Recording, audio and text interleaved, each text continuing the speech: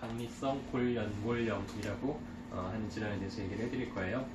박리성이라는 거는 뭐가 떨어져 나갔다는 얘기예요. 뭐가 떨어져 나갔냐면은 골에 붙어있는 연골이 떨어져 나가서 염증이 생겼다는 얘기고요. 주로 운동을 많이 하는 사람들한테 잘 생기고요. 우리 몸에 있는 모든 관절들에 생길 수 있는데 팔꿈치나 무릎이 가장 흔한 편이고요. 그 다음에 어깨나 발목이나 이런 데도 잘 나타날 수가 있습니다. 그래서 오늘은 팔꿈치를 기준으로 해서 설명을 해드릴 거예요. 팔꿈치는 특별히 리틀 리거스 엘보우라는 병명이 따로 붙어 있어요. 왜냐면은 어린 유소년 야구 선수들, 특히 이제 공 던지는 투수를 하는 아이들이 이 팔꿈치 안에서 이 연골 부상이 많이 일어나거든요. 팔꿈치 관절은 이런 식으로 생겨 있습니다. 상완골이 있고요. 척골과 요골이 있는데 척골은 이렇게 갈고리처럼 상완골에 걸리는 구조를 가지고 있어요. 그러다 보니까 팔을 구부리는 거는 30도까지 구부러지는데 피는 거는 180도 피면은 더 이상 안 펴지죠. 여기가 이렇게 딱 걸리기 때문에 그렇습니다. 구부릴 때는 요골도 가만히 보면은 이렇게 미끄러지듯이 위아래로 왔다 갔다 이렇게 움직이는 그런 구조를 가지고 있어요. 자, 근데 공을 던질 때 보면은 공을 이렇게 던지잖아요. 여기가 뒤로 확 꺾이게 됩니다. 그렇게 되면은 여기가 좀 잘 부딪히게 되면서 여기가 연골이 좀 찢어지는 경우들이 많이 생겨요. 물론 이제 다른 부위도 생길 수 있지만 가장 흔하게 생기는 부위는 이 부위입니다. 여기가 공을 던질 때 잘 부딪히거든요.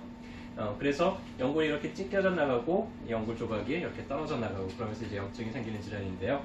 어떤 경우에는 이 연골 자체가 이 사이에 이렇게 딱 끼어요.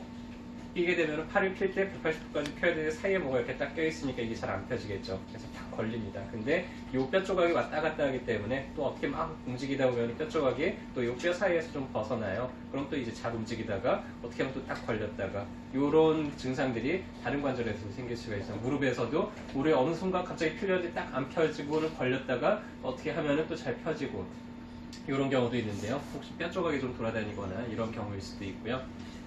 그래서 진단은 엑스레이를 찍어서 진단을 하게 되는데 증상이 의심이 되면 엑스레이상에 약간 이렇게 떨어져 나간 것들이 이제 볼 수가 있겠죠. 그래서 과거에는 이런 거 치료를 할 때 연골에다가 이렇게 구멍을 뚫어가지고 연골이 좀 다시 재생이 되도록 그렇게 유도를 했어요. 근데 시간이 한 1년 정도 걸리고 시간이 꽤 오래 걸리고요. 요새는 무릎에 있는 연골을 이렇게 떼다가 여기에다가 이렇게 더 씌워주는 그런 치료를 하기도 하는데 뭐 재활기간까지 합쳐서 3, 4개월 정도로 치료기간이 좀 많이 단축이 돼서 일단은 선수 생활을 하는 친구들한테는 좀 그런 수술적인 치료 방법을 쓰게 되고요.